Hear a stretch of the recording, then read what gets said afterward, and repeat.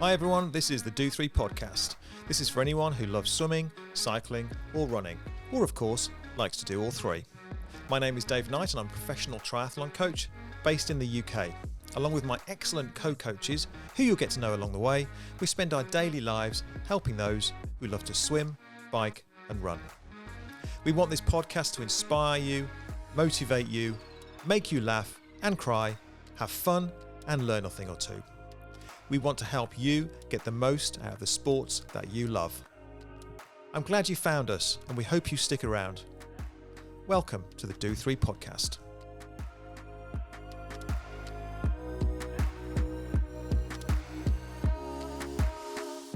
Hi everyone and welcome to episode 10 of the Do3 Podcast. In this episode we speak to professional triathlete Megan McDonald. Now Megan has been a pro for just over a year and is finding her feet in the elite level of middle distance triathlon, but she has been racing and training and preparing for this since she was a child. Now this is a great listen for anyone interested in triathlon and particularly those who would like to know what it's like to be a professional athlete. I hope you enjoy it and if you do, please subscribe. Megan McDonald. Hello. Thanks for coming along. It's all right. So I've known about you for a while. So, you kind of get to know locals. You live, obviously we're based in Warwickshire. Yeah. Do you live in Leamington? Yeah, Leamington. Yeah. Covington born, but yeah, Leamington. Yeah. So, you kind of know the local athletes. I've known about you for a couple of years and then you started popping up at Compton Verney. Yeah. And we've kind of got to know you a little bit better since then. So Cara and I have been kind of not, when I say watching you, it sounds a bit weird, but we've kind of been aware of what you've been doing because, that's what happens. And you're now a professional triathlete. Yes. Yeah. And was that last year? Yeah, so it was at Outlaw X, which is Thorsby Park Nationals. So it's just been over a year I qualified for my pro license. So you have to win the race or come within a percentage of the first professional athlete to get your pro license. So I got the pro license at Nationals last year. So it's been a year, pretty much. I'd like to know a bit about your journey through triathlon. So obviously, you say you became a kind of a professional triathlete last year. So what's your kind of background in the sport? When did you start? So it was a while back. So I started when I was 8 years old. So my sister went up to senior school at North Lem, so local school. They used to have a pool at the school and did a small triathlon there on a little mountain bike. And then my mum used to run, so I started running with her. And then my great uncle used to cycle, so they brought a bike from the tip and spray painted it exactly like his Specialized S-Works, which we still have. So it's an aluminium S-Works, the last one before they went into carbon. And then I started doing triathlon. And then I went through TriStar, all the TriStars up to youth, junior, senior, racing short course racing, and Olympic distance. I represented Great Britain a few times and then was at Loughborough University, but not at the uni studying. And I was training there for 3 years before moving back to Leamington and starting middle distance. So you've been, how old are you now? 25. 25. So I might be 26. I can never remember. 25. So you've already got, well, if you're 25, you've already got 17 years in the sport. Yeah, I might be 26. Okay. So 18 years in the sport. Yeah. So you've got a lot of experience. Yeah, quite a lot. Quite a lot. I wouldn't say for middle distance, not as much as sprint and Olympic. Yeah. And I think every race I'm still learning with middle distance. Yeah. There's a lot to learn with long course triathlon. But with short course racing, I did have a lot of experience with that. Yeah. Well, the reason I say that is because we get a lot of athletes and people that come in contact with us, and they're wondering why they're not getting results after having been in this sport for kind of 6 months or 12 months. And I talk about successful athletes been in the sport for a long time, doing this kind of thing for a lot. And that's just an example of that. You're still young, but you've been doing this sport a hell of a lot. And it evolves, like each year triathlon does change. They add in things like Super League, relays, everything, and it does evolve, and you do have to keep learning, and new kit comes out, new equipment, and you still have to keep learning each race. So I don't think anyone can say they're the master of triathlon. If you go to them and you get coached by them, you're going to be the best, because I think everyone has to learn at each race. Yeah. Okay. So do you think, as a junior, did you always have the ambition of being a pro? Was that kind of always where you wanted to head? Yeah. So when I was youth, I won the British champs twice, and then was representing Great Britain, and that's when I wanted to go to the Olympics. But then I got quite a few injuries, made a few mistakes. So that was kind of my dream, to go to the Olympics. But now it's kind of changed to my dream being a professional middle distance athlete. And I think that's where I excel more in than the short course. Well, with the Olympic dream then, what was the situation with that? Just injuries. I left home to go to Loughborough University and train with British Triathlon, and it didn't suit me as a person. Like, it suits a lot of my friends, and they race really well, and they're doing really well from being there, but it didn't suit me. And I got quite a lot of injuries, so stress fractures, hamstring tear.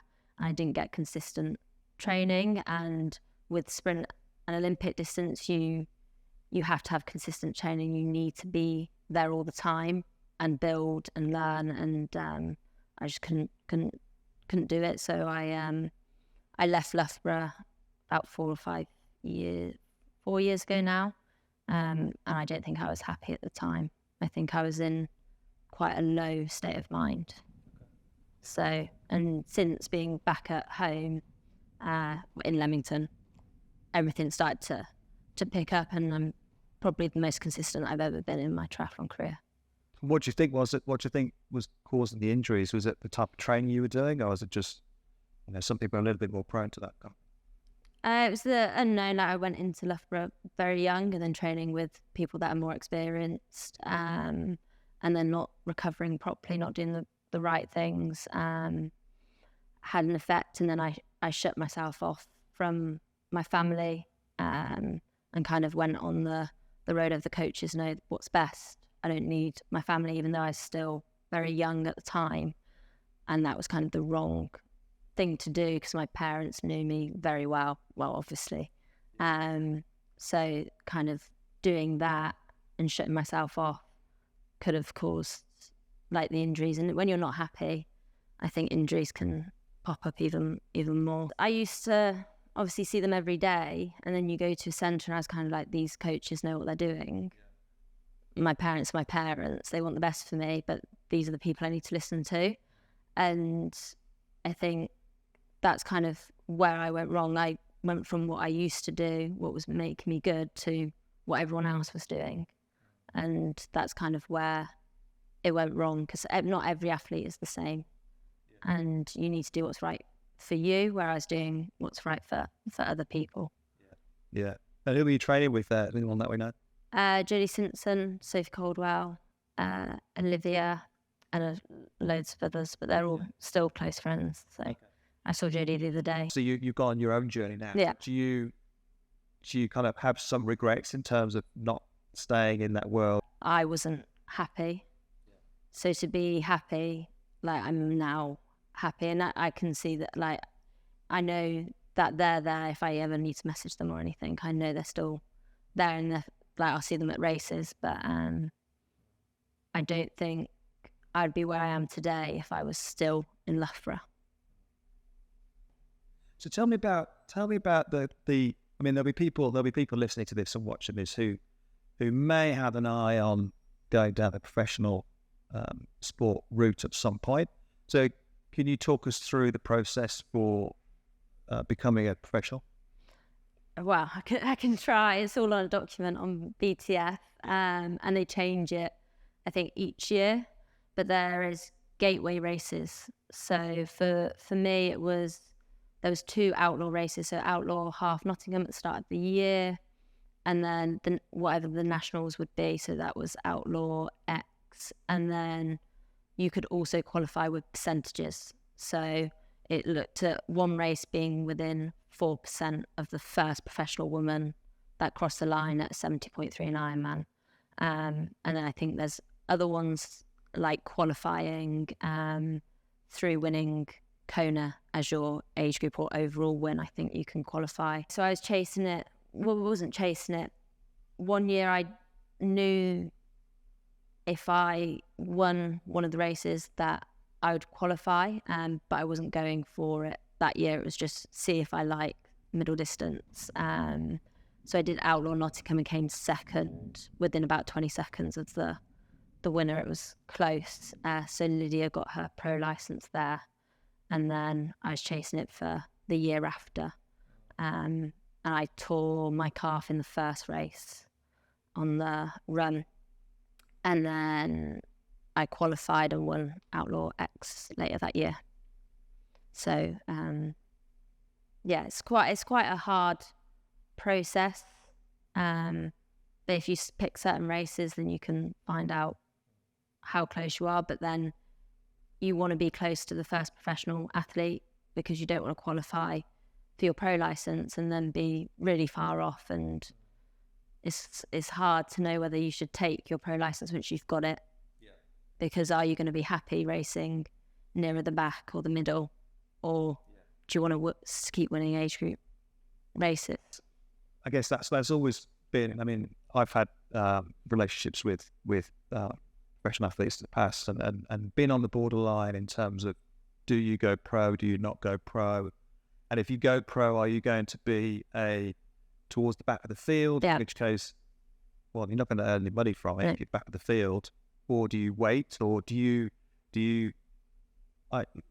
just be satisfied with being a successful amateur and actually winning things as an amateur? So you reach that cusp, I guess, sometimes. Yeah, and it's a hard one with support as well, because if you are winning age group races and you're supported by local businesses and they see this and this goes in the papers and everything, that's really good. And that will help you get funding. But then if you're coming at the back end of a pro race, like the support there as well is quite hard. So to make that decision, it's got to be right for you, whether you take the pro license or you wait a little bit, get more experience, and then decide to take it later on. Do you think it's easier to get sponsorship, maybe local sponsorship, as a successful amateur than it is as a less successful pro? I think it can be, yeah, because people can relate. So if you say you're a professional triathlete racing, people can't really relate to it. But if you're winning amateur racing and you've got a full-time job, more people can relate to that than they can a professional racing full-time, training full-time. So in that way, yes, I think you could get more sponsorship staying as a top-end age grouper, which some pros won't obviously like because they want the sponsorship. I guess ultimately what companies want is they want exposure, don't they? Yeah. And you're going to get more exposure, especially if you're someone on social media who's got lots of followers. Yeah. And you're more likely to attract sponsorship if you're a high-profile amateur than you are, maybe a professional who's not kind of hitting the podium. Companies don't do it for nothing, do they? They want that coverage. So I guess that's something worth considering, because I know I've worked with athletes in the past and amateur athletes who found it tough to get any kind of sponsorship whatsoever.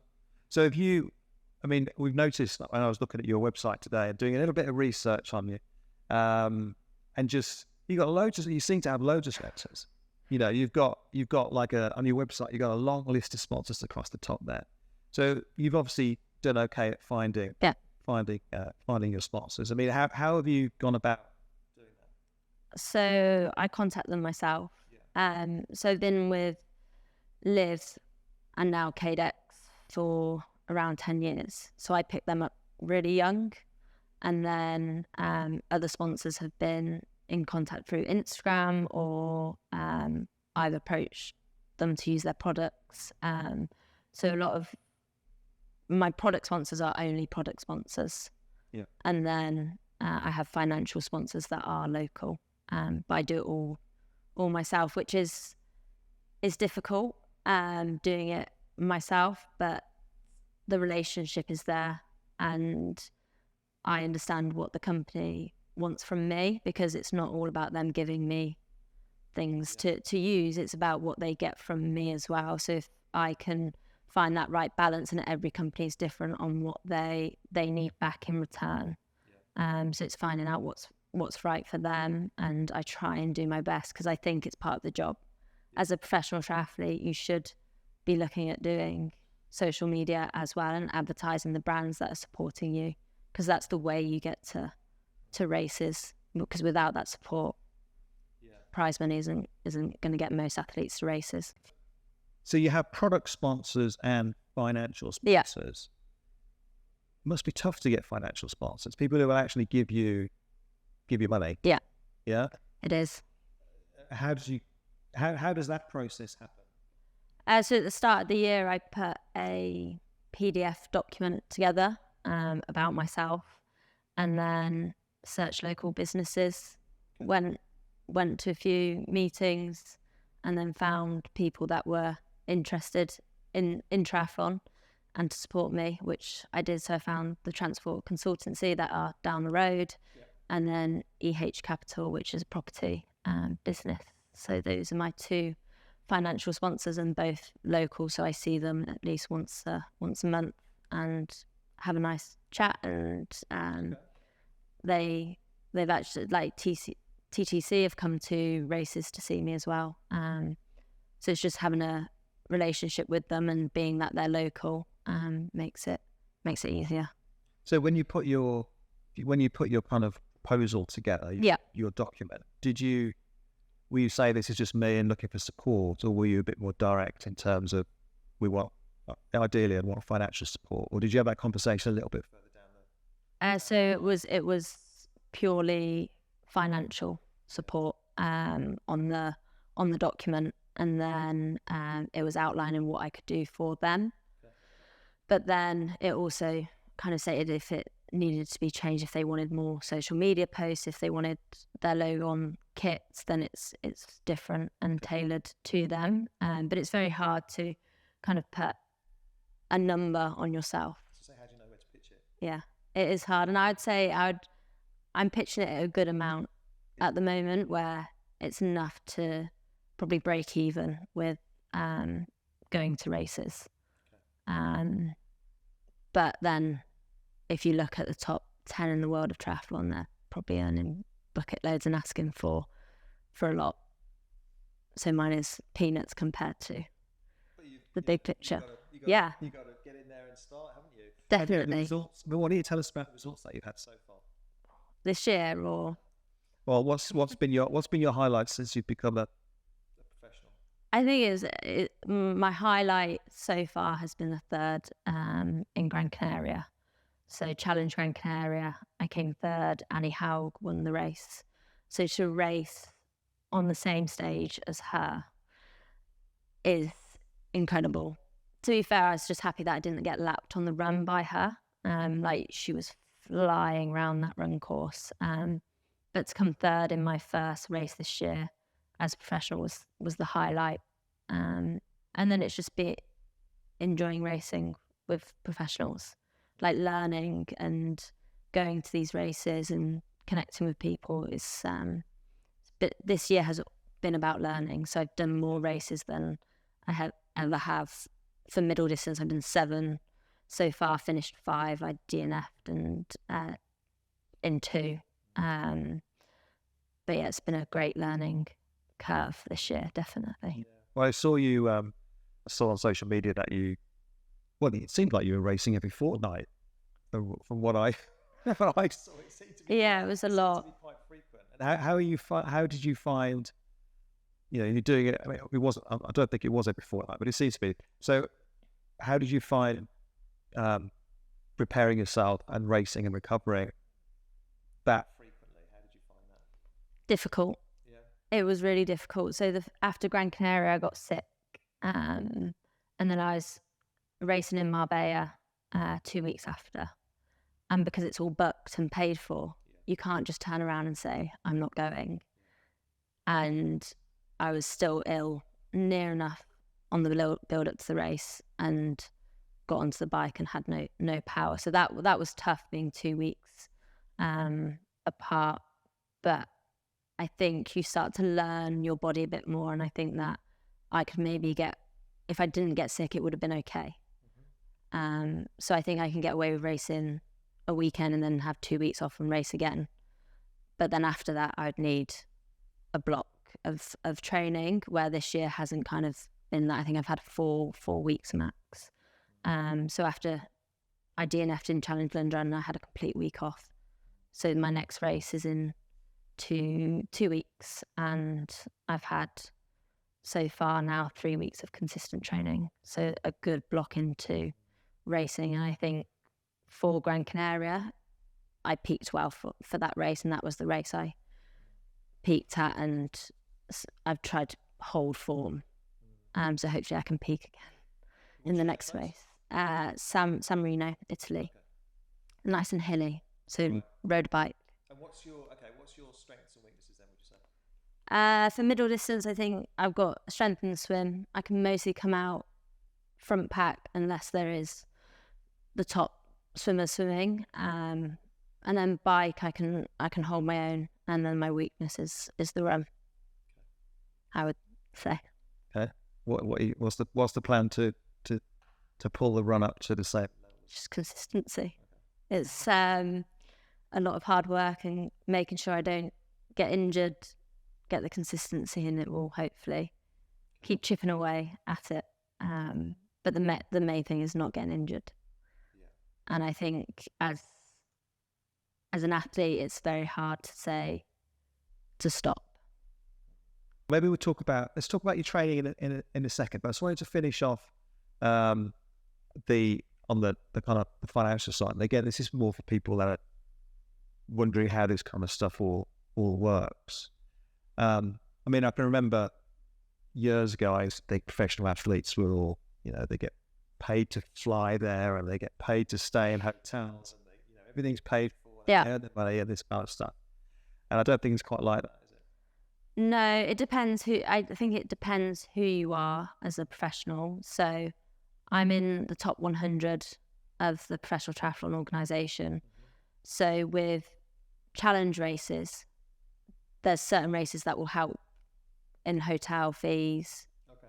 You might get an appearance fee. If you're top 50, top 10 might get more than an appearance fee. But then Ironman, it's very hard to get any support off them. I think Challenge are more welcoming at the moment than Ironman. So most of my races this year have been Challenge family races and organised by Challenge, because it's financially better for me to go to them races than it is Ironman at the moment. So are you doing the maths and working out, well, in order to fly there, stay there, pay for your food and that kind of thing while you're there, yeah, you've got to come top 6 to top 5, top break 4. even. You're looking at it that way. Yeah, this year was all about if I came top 6, which is pretty much on most races prize money. Yeah. Then that's a win at every race. Like coming top 6, with the processes also being a massive part. But if I could come top 6 and take away money, that puts towards the race. That's a massive help to even break even. What do you think about the prize money in general? Depends what race you do. I think PTO races, obviously it's massive, but you've got to be top 20 to even get into them unless you're a wild card. But yes, they could probably put more on, but I'm not in that world, so I don't know how much these companies are making. But then there's got to be advertisement. If it's not on TV, then where's the money and the advertisement coming from? So unless Ironman or PTO get it live streamed, like the Tour de France, on mainstream TV, where's that money going to come from to pay athletes? Yeah. It's it's a sport which obviously the very top athletes will be earning some reasonable money, but it seems to kind of Drop off. okay. So the PTO there, Yeah. obviously it's a fairly new kind of setup and organisation. How does that work? You say you're in the top 100. How does that work in terms of racing and the financial side of that? So it's a ranking pretty much. So once you do a race, you get ranked with your position and time you've done, and then it's calculation. You get a score from that race, and then it's your best 3 scores to count. So mine's got me into the top 100, which doesn't mean too much at the moment. So you have to become a member, which I haven't done yet, because then you have to have I think their logo on your suit and a few things you've got to do on their website. And then once you're into the top 50, then you can get selected for racing, and then earning an end of year bonus, which I think is top 20. It might be this year. I think it was 50 last year, but it might be top 20 this year. But they do the 100k distance, and then I think the prize money is pretty much 100k for most of their races. But yeah, I haven't done. I just watch it as a fan. Yeah. So is that your? Obviously, you want to improve the sport more, but is that certainly on your radar? Trying to get up into the kind of higher reaches of the PTO. Yeah. So this year the aim was top 100, and I think next year will be top 50. I was going to say, what's your kind of goals for the next few years? Get into the top 50. I think race some PTO races and see where I can get. I think I don't want to put too big goals on myself. But in a couple of years, 4 or 5 years, be like one of the best, hopefully. And how does that happen? I mean, we talk about your training and your coaching. How do you go from where you are now to being someone who's in, I don't know, say that for argument's sake, a top 6 in the world? How would that happen? I need to be a better swimmer, a better runner, and a better cyclist. Okay. Pretty much, I've got to be better at all 3. And how you can do that? Training.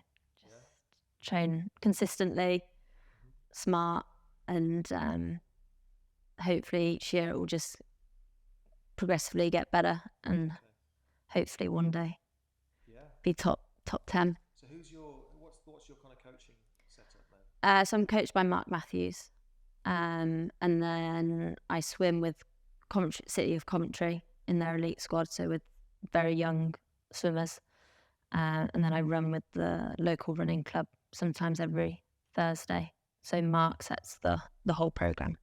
Where's Mark based? Loughborough. Oh, okay. So him and Kat are in Loughborough. Yeah. And what's the relationship with him? Is that one where do you speak? How frequently do you speak to him? What's the kind of connection like? Every day on WhatsApp, pretty much. Okay. If I know him too much, then I stop WhatsApping him. But pretty much every day, I'd say. Yeah. So. And do you have a handle on your performance data, or do you leave that side of things to him? I think because I know Training Peaks so well, I do look into it quite a lot. Yeah. I think that's not necessarily a good thing as an athlete, because I coach as well. It's not a good thing kind of looking into and overthinking everything. Yeah. But I trust him. Okay. So how long has he coached you for? Nearly a year now. So he took me over after my first pro race at the end of last year, and he looked at my training and said where I needed to improve, and I said, okay, give it to you. You're completely trusting, and you're going with it. Yeah, and so I ask a few questions. So I've got a half marathon this weekend, and he gave me a run set on yesterday, and I was like, that's a bit of a big run session for a half marathon. And then he's like, oh yeah, but you're not training for that, you're training for a middle distance. So I question some things, but I do trust him. I think that's what you need someone that you trust, but you can ask questions. I mean, obviously we do our coaching as well, and that's sometimes it's quite nice to have athletes that just do as they're told and don't ask questions. There's not many. There's not many of those. So you do you coach as well yourself. Yeah. Then. What's your setup then? Do you have one-to-one athletes? You do group coaching? What things you do? Yeah. So I got Triathlon, so Megan McDonald triathlon coaching. So it's all one-to-one online coaching. Some athletes are local, so I see them, and then I've just started sponsoring a young athlete who's tri-star level. So I'm just helping oversee her training and kind of give back to the sport a little bit. But yeah, small amount of athletes that I can focus on, plus train myself, because I think if I had too many athletes, then I wouldn't give them my full attention. That's what I want to do. I want to make their life easier and they enjoy the sport, and that's the main thing. If you enjoy the sport, then it's easy to go to training. Yeah, I mean, obviously, I'm a damn sight older than you, Megan, and we kind of have been around, and it's a lifestyle, effectively, isn't it? It's part of what you do, and you know, it's really important that we try and give back to people as much as we can. That's something certainly through Do3 that we try and do with the open water and that side of things. But it's interesting personally trying to balance the amount of athletes you have with everything else you have going on, because athletes can be quite intensive in terms of time and on your demands and things, and because you want to be able to give them as much as you can. But if you've got a lot on your plate, then, because I've seen a lot of professional athletes who coach and wonder how they do it, because to be a successful professional, you need to focus on yourself. You need to spend a lot of time. You got to be selfish. So it's interesting that you have to keep the kind of the coached athlete numbers down, because I've noticed I through it again myself, and I found that the quality can start to go in terms of, and that's difficult as a coach who does other things, especially as a coached athlete. I think I get more nervous for an athlete racing than I do myself, because I want to know that I've got their training right and that it goes well for them.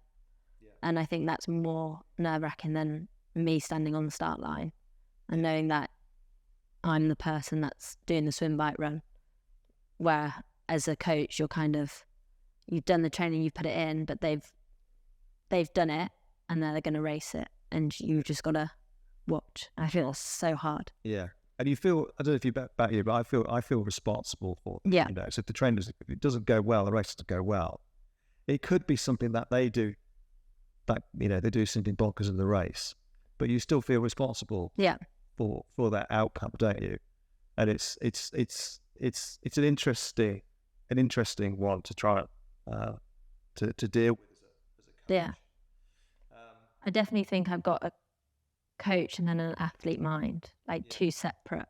So what I tell my athletes is different to my head when I am an athlete coach. It's very two different minds.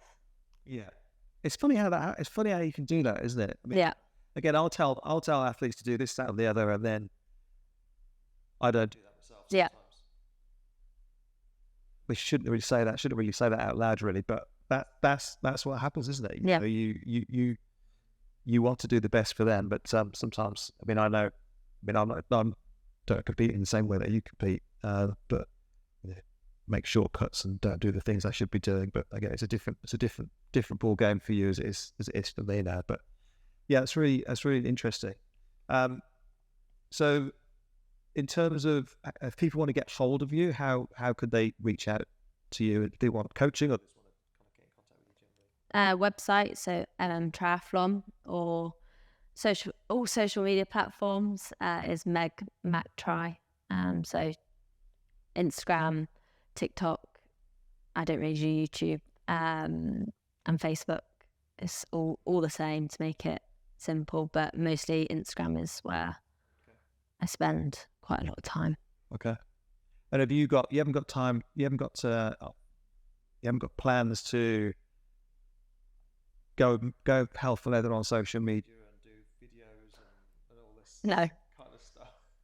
It's too hard. Some athletes do, don't they? They kind of, they blog, they blog and record that whole journey. Yeah, people. I think some people, not everyone, but YouTube's massive, and I respect all YouTubers because I think that's so hard what they do to train and put a video together, and how long it takes, the edit, the cut, the music, like planning it all.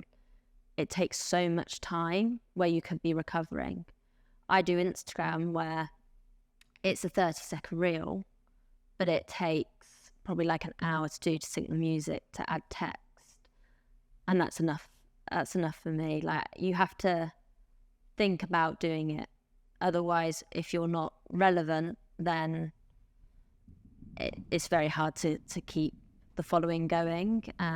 So like the other day, I got my mum to come to a run session just to get some content, just to put a 360 camera out. She cycles round. I can get on with my session, not thinking about getting content, and then after I can sit and do it. But some athletes won't do it, and that's where sponsors, it can have an effect. Yeah. I've seen your stuff. Your stuff's really nice. It's not all me though. It's my boyfriend does quite a lot of it. So you got obviously I know Josh is. Yeah. I've seen him at the pool actually quite a lot. See him in passing. He's got an all right stroke, hasn't he? You're both pretty damn good. I mean, he's a competitive age group. Yeah. So it's quite nice that you've got that. You can go. Balance, yeah. So what's the training dynamic there then? If you're out on a bike session and it's not an easy ride, you want to put some efforts in. We're actually quite equal. Okay. Other than the swim. Okay. So the swim, we're definitely not equal. Like, we went swimming this morning, and I think he did some threshold, and I was just plodding up and down. But for the bike, we did a session the other day, and I pulled across Mark's session to his training peaks because I have him on my coaching account, and the same percentages, and we were riding side by side. But I could see I could see his power, so I could see when he was dropping under 300 watts, and it was making me work a bit harder. But we're pretty much equal until it comes to a race, and I can lap him. Does he come to? Because he comes to quite a few of the racing as well. He races them, does he? Yeah, he'll race some of them depending. So he raced Gran Canaria and Salou. And then he watches them. So if he's not racing, he will get content for them, which takes a lot of time. Sounds perfect. It is, yeah. Sounds perfect. Not too bad. Yeah. That's really good. My wife doesn't do the sport. Sometimes I think it's easier that way. I think it depends on your relationship. Because me and Josh spend most of our time together, other than when he's at work and I'm at swimming, because we train together. Yeah. And that's okay for us. But I think for other people, they have their separate lives and then come back and talk about it, where me and Josh just spend pretty much every day with each other, unless he goes into work, because he works from home. Okay. Yeah, okay. And what is a standard... I mean, I know that they vary from week to week, but let's give us an idea of a standard training week. So if we go for swims, it stacks up about 4 swims a week of 2 hours. I think one's 90 minutes, and I get lapped by a load of 15-year-olds at swimming. I run 3 to 4 times a week, so that's about 50k, I think it averages out at. Okay. And then cycling's anywhere from 9 hours to 13 hours. And then at the moment, I'm doing 2 gym sessions a week. But this is a trial period of 2 gym sessions a week. Okay. So that's what's that? Would you say 5 to 6 hours of running and 5 to 6 hours? Yes, it works out 20 to 25 hours a week. I don't do mad volume because I still go to work on Monday and Wednesday evenings at the running track, and then I don't think I can cope with more volume than that, because the quality then goes. You need quality in training. It's not all volume and a nice Strava line. Yeah. Yeah, people get obsessed by that. I mean, you're on Strava. Cool. All of it. All public. Power, heart rate, everything. No. No one's the same. Like, you could dig down and look at it all and go, well, Megan's pushing this power and doing this heart rate. And then it comes to a race and it's completely different. Like, it's all me, it's not them. Yeah. So to have it public is fine. I think sometimes I'll hide a swim, or like my swims go on through my heart rate monitor because they go to my Aura ring, but I sometimes take them off because I just don't like seeing the swims on there because it's just heart rate and the distance isn't correct when I do 400 meters a kick and it doesn't record it. Yeah. So that's the only thing I kind of take off, but that's just because it's not accurate. Yeah. But yeah, you've got that confidence. Yeah, it's hard. It is hard to have it, I'd say, but I think I'm probably one of the only athletes that will have everything public. Yeah. I think it shows a good, sensible level of confidence. You know, you're doing the best you can. Yeah. Whatever information is on Strava, it doesn't mean you're going to have a good race or a bad race, or someone's going to definitely beat you or not beat you because it's on Strava. Because they don't really know they can see. Yeah. Some of the data on Strava, but they can't really see how hard that felt to you. No. There's lots of things they can't see.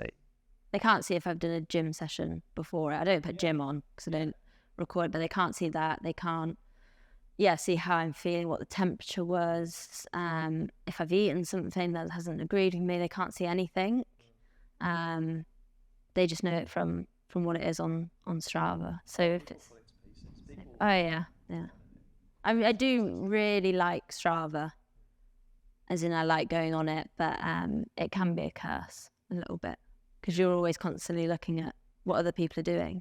Why can they hold 330 kilometre and I can't? And you can get obsessed with it. But I think every triathlete is pretty much got an obsession.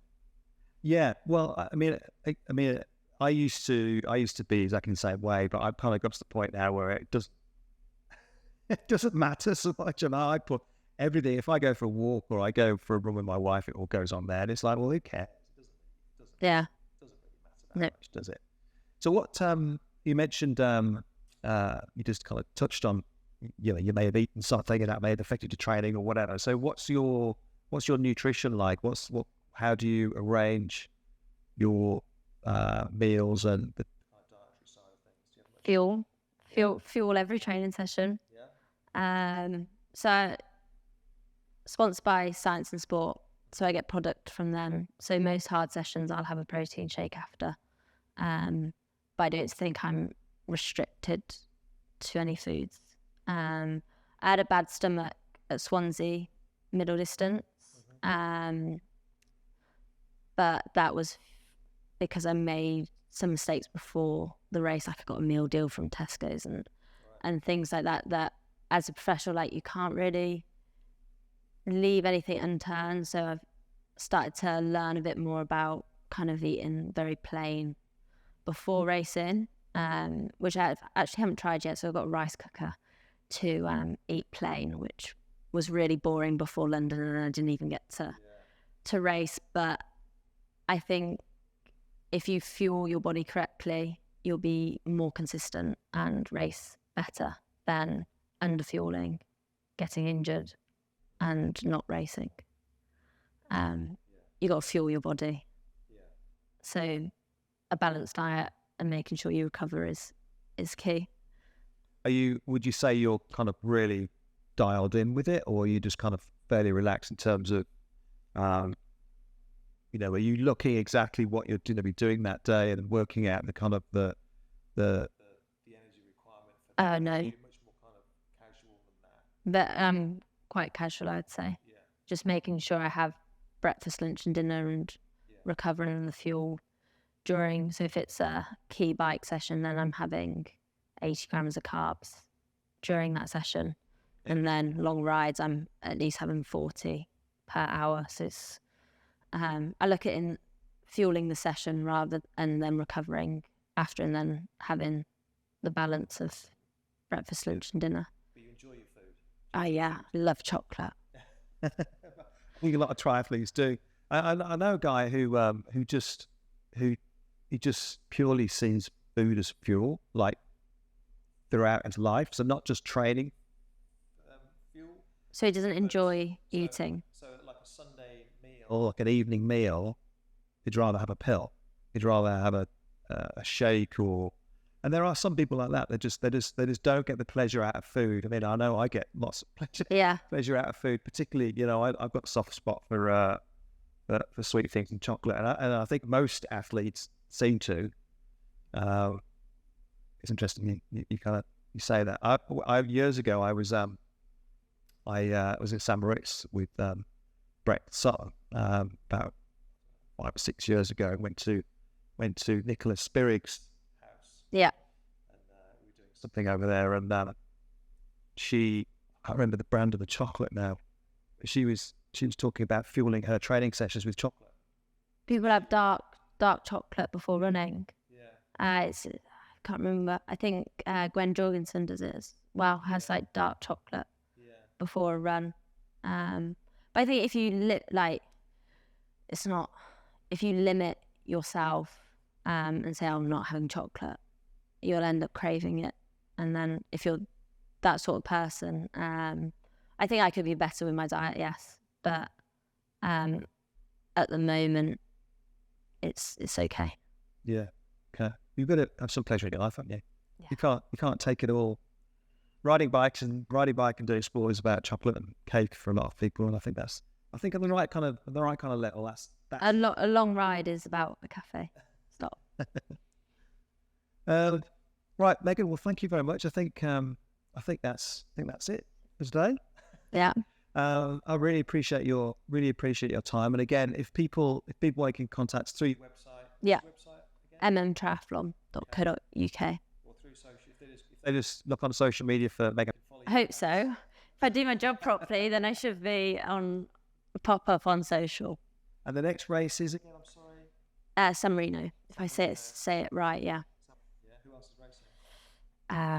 It's about 12 girls. But all good standards. But it would be an interesting race because it's about 7,000 feet of climbing, and the descent is technical. Yeah. So it will be interesting whether people use TT bikes or road bikes. So it's a hard race. I think the bike will be like 3 hours on that. Do you look at who's entered when you're selecting your races? No. Okay. I don't. No, it's more like Do what suits you. Yeah. I think if I was chasing points, then you've got to, because you need a good strength of field to get good PTO points. But this year was about me learning triathlon, so middle distance triathlon. So no, I just enter, and then who's there on the day is who's there on the day. I think in the future it will be a bit different. Yeah. But at the moment, it doesn't matter. Just to finish off then, if you were advising, let's ask you two questions. If you were advising a young up-and-coming athlete and they wanted to become a professional, what would be your advice to that? Have fun. Okay. Make sure like every training session is fun. Trust the process, which is easier said than done. But I think if you don't enjoy the sport as a young athlete, you won't carry it on. And I think that there's certain ages that a lot of athletes will drop out. That in between kind of that sixth form, GCSE level, you need to enjoy it, but also make sure that you're doing okay in school as well, because you still need an education. Yeah, no, I think that's totally true. Some people get so obsessed with it that the enjoyment goes, and it becomes a chore. Yeah. And I've seen that The time. Okay, well, what about last question for now? Last question for today. What about a brand new triathlete or someone who's maybe even looking to get into the sport? what would be your advice to kind of get the most out of the sport? Brand new person. Join a club. Yeah. Okay. Because I think you can learn a lot from other people. And it is all about learning. So if you join a club and make friends who can take you on bike rides, take you different places to run, to swim, and you can learn from them, it's a lot more enjoyable than doing it on your own and finding your own way in the sport. Like, we're put on this earth and you find a companion, and that's what life's kind of about, to enjoy it with people, not by yourself. So yeah, I'd kind of say everything's about enjoyment. Yeah. I was just thinking when you answer that, I was just thinking it's probably the same as the professional. Yeah, that obviously is going to be hard.